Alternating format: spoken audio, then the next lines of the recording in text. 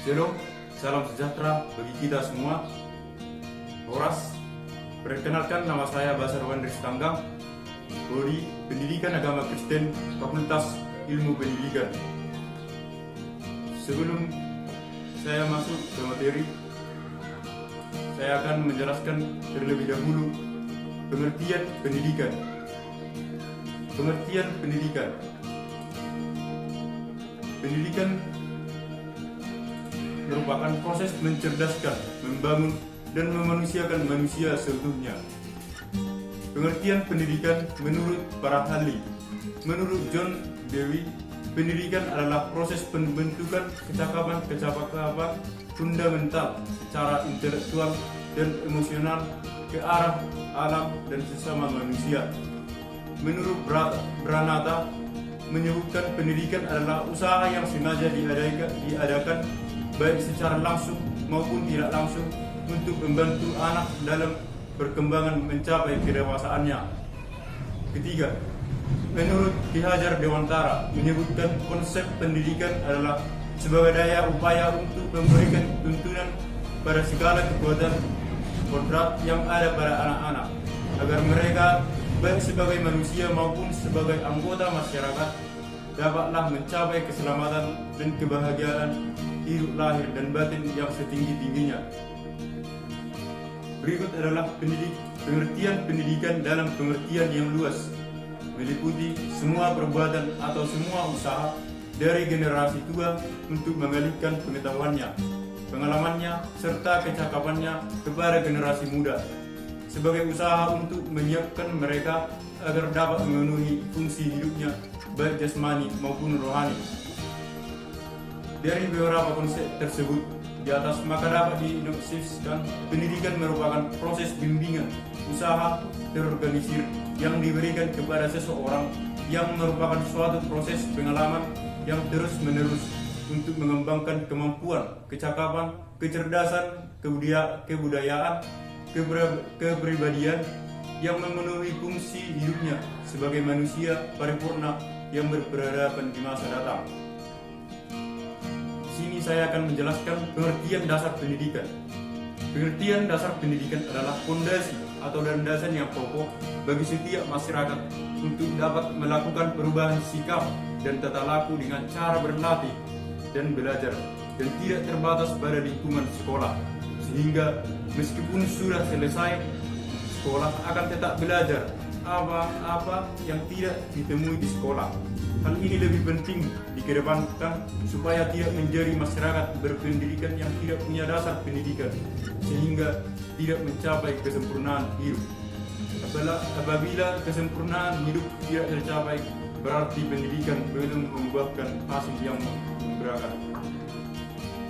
Berikut adalah macam-macam dasar pendidikan. Yang pertama, dasar historis. Dasar historis adalah dasar yang berorientasi pada pengalaman pendidikan masa lalu, baik dalam bentuk undang-undang maupun peraturan-peraturan, agar kebijakan yang ditempuh masa kini akan lebih baik. Dasar ini juga dapat dijadikan acuan untuk memprediksi masa depan, karena dasar ini memberi data input tentang kelebihan dan kekurangan kebijakan serta maju mundurnya prestasi pendidikan yang telah ditempuh. Kedua, dasar sosiologis. Dasar sosiologis adalah dasar yang memberikan kerangka sosio-budaya, yang mana dengan sosio-budaya itu pendidikan dilaksanakan. Dasar ini juga berfungsi sebagai tolak ukur dalam prestasi belajar. Artinya, tinggi rendahnya suatu pendidikan dapat diukur dari tingkat relevansi output pendidikan dengan kebutuhan dan keinginan masyarakat. Ketiga, dasar ekonomi. Dasar ekonomi adalah dasar yang memberikan perspektif tentang potensi-potensi finansial, menggali dan mengatur sumber-sumber, serta bertanggung jawab terhadap rencana dan anggaran pembelanjaannya. Oleh karena pendidikan dianggap sebagai sesuatu yang luhur, maka sumber-sumber finansial dalam menghidupkan pendidikan harus bersih, suci, dan tidak bercampur dengan harta benda yang syubhat.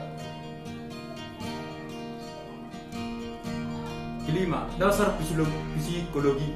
Dasar psikologi adalah dasar yang memberikan informasi tentang bakat, minat, watak, karakter, motivasi, dan inovasi peserta didik pendidik, tenaga administrasi, serta sumber daya manusia yang lain. Dasar ini juga berguna untuk mengetahui tingkat kepuasan dan kesejahteraan batiniah pelaku pendidikan, agar mereka mampu meningkatkan prestasi dan kompetisi dengan cara yang baik dan sehat. Keenam, dasar filosofis. Dasar filosofis adalah dasar yang memberikan kemampuan untuk memilih yang terbaik, memberi arah suatu sistem, mengontrol dan memberi arah kepada semua dasar-dasar operasional lainnya. Bagi masyarakat sekuler, dasar ini menjadi acuan terpenting dalam pendidikan, sebab filsafat bagi mereka merupakan induk dari segala dasar pendidikan.